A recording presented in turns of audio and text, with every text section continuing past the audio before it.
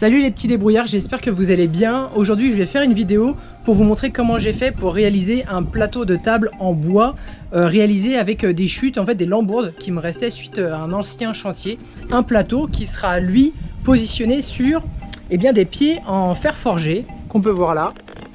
Et l'idée c'est qu'on puisse faire une belle table qui rentre bien dans le thème du jardin. Écoutez, je vous souhaite à tous une bonne vidéo et à tout de suite.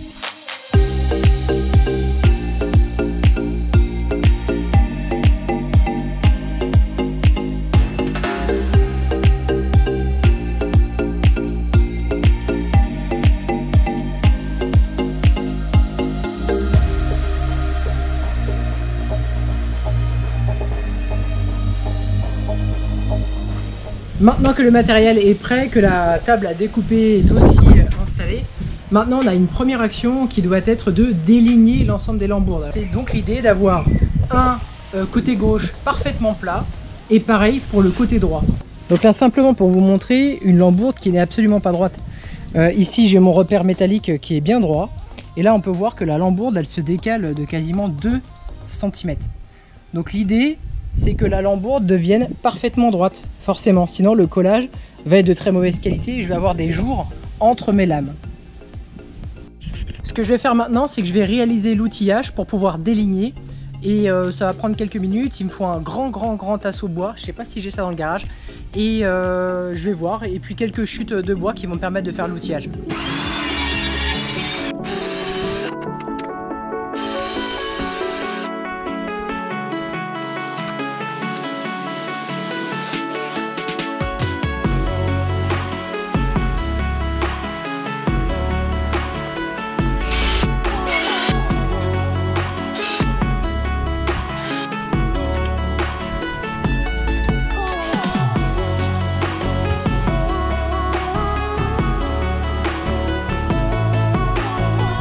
Voici l'outillage que j'ai fabriqué pour pouvoir déligner l'ensemble des lambourdes.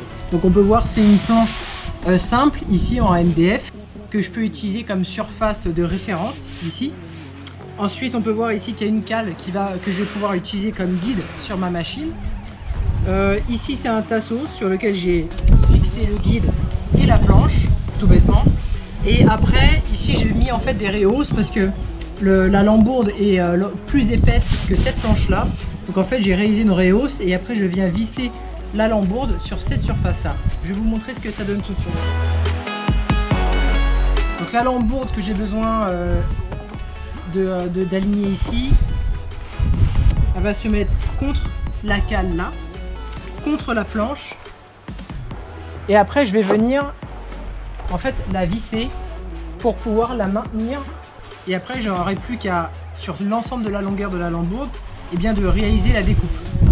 Cette surface ici étant la surface de référence, par déduction, cette surface-ci deviendra la nouvelle surface de référence de ma lambourde. Après pour le deuxième côté ici que j'aurai besoin d'aligner, il suffira que je prenne cette lambourde, j'enlève l'outillage, je la retourne, comme ça je peux l'utiliser en tant que surface de référence et là j'ai simplement à passer la lambourde entre mon repère métallique ici et la lame. Vous verrez, je vous mettrai en ligne le tuto pour pouvoir fabriquer cet outillage là. C'est Dimitri qui l'a fait, je trouve que son tuto il est hyper intéressant. Donc je vous le mettrai en lien de ma vidéo parce que c'est ce qui m'a aidé pour pouvoir faire cet outillage là. Je vous annonce, c'est la première fois que je le fais quand même.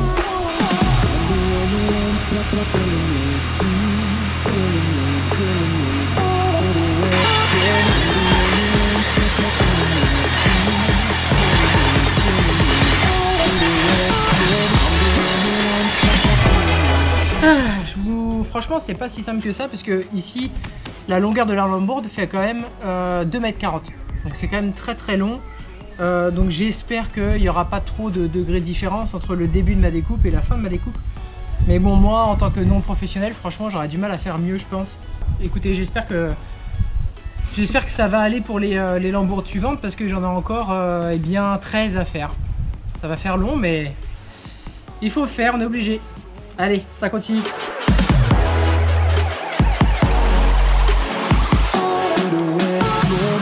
Et voilà les petits débrouillards, et écoutez, là on arrive à la fin de la première étape. Et maintenant qu'on a une surface de référence, et bien maintenant il faut que je fasse de l'autre côté. Et comme ça à la fin de la journée, on va avoir 15 lambourdes avec exactement des côtés parallèles, ce qui va nous permettre après un collage absolument parfait.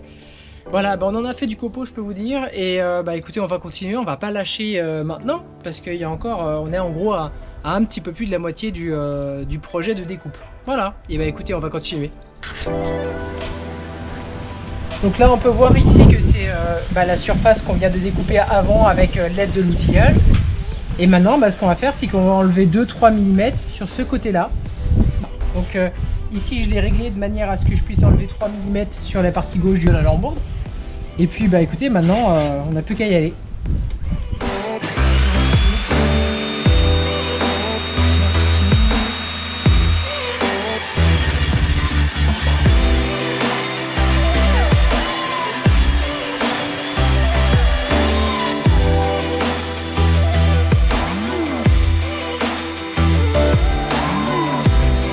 Ici, on peut voir pour ce tasseau là, ce côté là est parfaitement parallèle à l'autre côté. Et donc ça y est, premier tasseau nickel à droite et à gauche. Allez, plus que 14.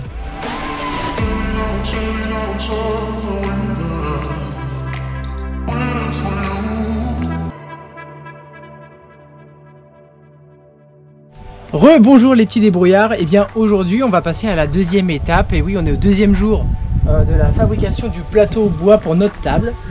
Alors aujourd'hui c'est un petit peu un stress pour moi, c'est la première fois que je fais ça. C'est encoller l'ensemble des lambourdes et après venir serrer l'ensemble pour que la table soit le plateau soit le plus plat possible, le plus nickel possible. Donc ça c'est la première fois pour moi.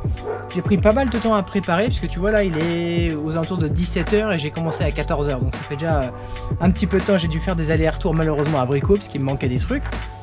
Donc là ça y est, je suis à peu près prêt. Donc on va commencer à encoller les différentes parties des lambourdes une par une pour ensuite après venir sertir le tout de manière à ce que la colle puisse bien s'imprégner et d'ici 24 heures ça devrait être bien rigide avec une colle super forte. Voilà, c'est une Dial Outdoor. Donc j'ai pris une colle spéciale pour l'extérieur de manière à ce qu'on à ce que ça tienne avec les températures, les UV, etc.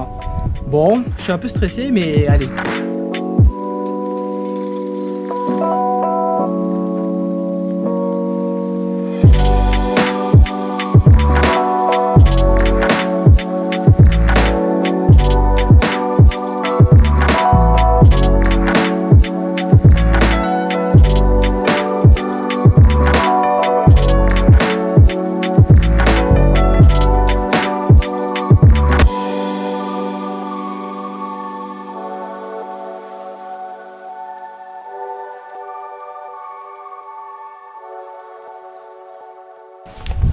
Et voilà, ça fait donc 24 heures qu'on laisse sécher le plateau bois. Donc là maintenant ça va être le suspense, on va enlever l'ensemble des serrages ici pour découvrir enfin la table. Donc on va regarder ça. Et la prochaine étape ça va être de découper les extrémités de la table de manière à avoir des surfaces parfaitement droites.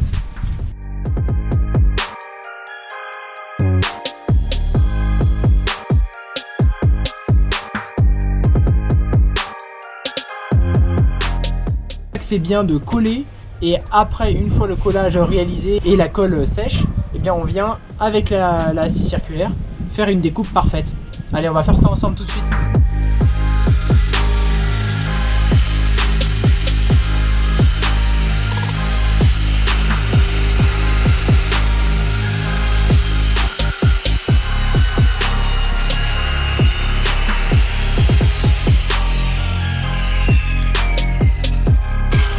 Et voilà, le deuxième côté est parfait maintenant.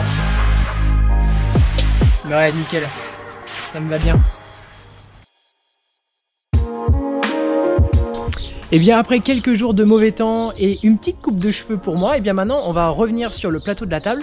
Alors il faut savoir qu'on a déligné l'ensemble des lambourdes, je ne sais pas parler français. Ensuite, on les a collées entre elles, on a patienté et maintenant on se retrouve donc avec le plateau ici. Alors le plateau ici, il est loin d'être terminé parce que si je vais ici sur la tranche du plateau, on peut voir que certaines lambourdes sont décalées de plusieurs millimètres. Et ici ça va nous gêner si on veut poser des verres ou des assiettes par exemple, et donc ça va tout va basculer. Donc là l'idée c'est que eh bien, on vienne avec un rabot électrique pour venir récupérer au maximum eh bien, l'épaisseur, les surépaisseurs qu'on peut retrouver sur certaines lambois. Je vais utiliser ici un rabot électrique. Comme vous pouvez le voir, il est un tout petit peu ancien, Black & Decker, je crois qu'il doit avoir 40 ans, je l'ai récupéré de mon grand-père.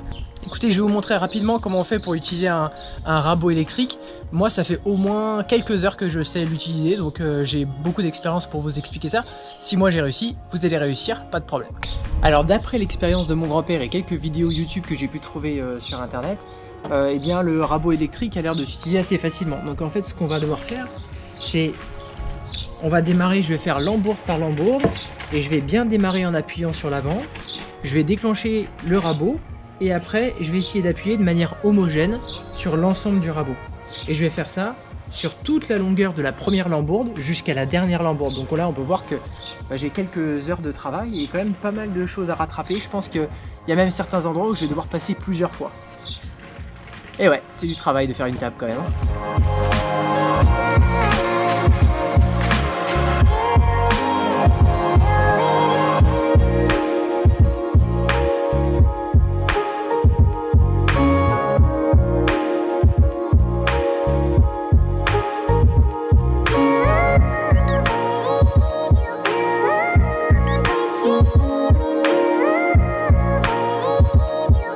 Bon, du coup l'outil il est un peu chauffé, donc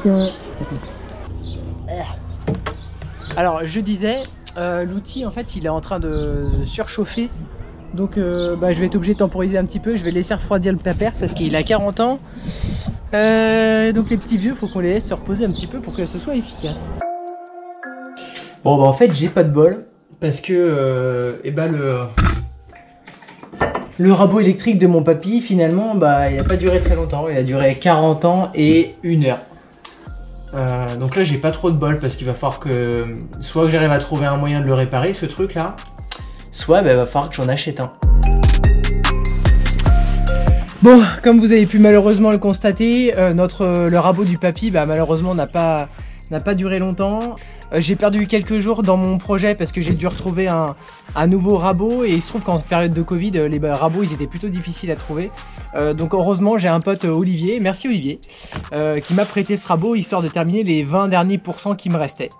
Voilà, maintenant qu'on a terminé de raboter la table, on va pouvoir mettre ça de côté et là maintenant on va aller sur la ponceuse à bande. C'est une ponceuse que j'ai achetée sur Amazon.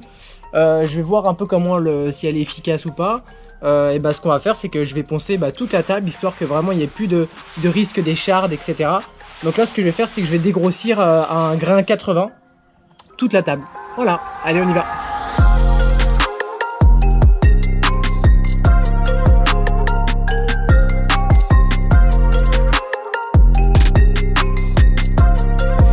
Voilà, donc là je viens de terminer le ponçage de la table, je suis assez content. Il faut encore que je dépoussière un peu pour avoir le résultat final. Alors c'est pas parfait, j'ai encore des petites traces à droite à gauche du rabot, mais c'est vraiment difficile sur une grande table comme ça et un tout petit rabot de pas avoir de lignes ou de traces.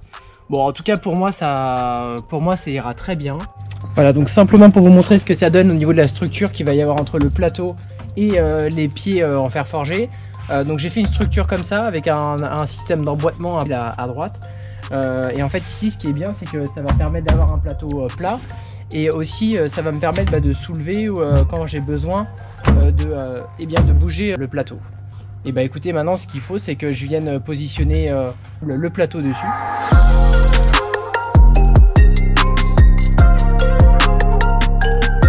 Je vais visser le support au plateau histoire d'avoir un ensemble complètement rigide.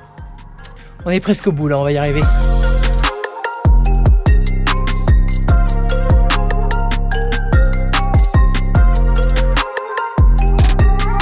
Et bien ça y est les petits débrouillards, je crois qu'on arrive au bout de la vidéo et du projet de la réalisation de la table avec le plateau bois. Alors il y a encore une seule étape que je ne vais pas filmer, mais c'est une étape qui est assez simple et je suis pas sûr que ce soit très utile, c'est de finalement venir peindre la table avec de la lasure. Parce que là bien sûr on est face à un bois brut qui est très sensible aux taches, etc. Donc c'est indispensable d'apporter soit de la lasure, soit autre chose si vous avez d'autres idées pour protéger votre bois. Donc j'ai mis en fait une couleur qui ressemble à cette clôture-là. Et donc je pense que la lasure va faire l'affaire. Ce que je ferai bien sûr, c'est que je mettrai l'ensemble des liens pour pouvoir acheter le matériel que j'ai utilisé pour pouvoir réaliser cette table. Je sais pas si vous vous souvenez, mais les lambourdes c'est aux alentours entre 4 et 5 euros chez Brico Dépôt. Donc ça fait un projet en gros de moins de 150 euros pour moi qui ai pu récupérer les pieds en fer forgé. Un projet à moins de 150 euros, franchement je suis super content parce que toutes les tables qui se vendaient pour 10 personnes, à chaque fois c'était au-delà de 800, 900 euros, même 1000 euros des fois. Je suis vraiment très content pour 150 euros. Si vous avez aimé ces vidéos, surtout n'hésitez pas à la partager et à la liker et même nous rejoindre sur notre page Facebook Les Débrouillards du Web pour que vous puissiez voir l'ensemble des projets que l'on a à partager sur notre page. Écoutez, je vous souhaite à tous une très bonne continuation et au plaisir de vous revoir dans une prochaine vidéo. Allez, tchou les petits débrouillards!